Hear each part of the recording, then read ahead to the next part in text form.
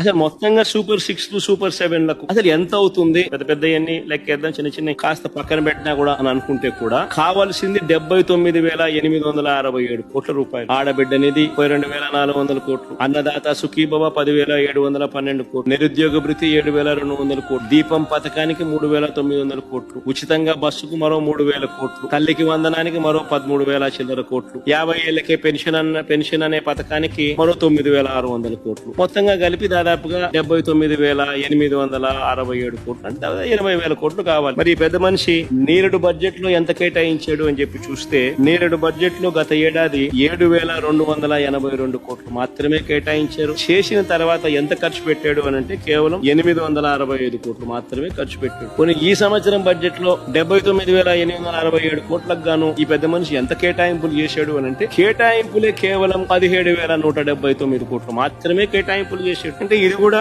ఎలాగో మోసం చేయడమే కదా అనే పద్ధతిలో జరుగుతా ఉంది. బాబు షూరిటీ, మోసం గ్యారంటీ అన్నదానికి నిదర్శనాలు ఇవన్నీ కూడా.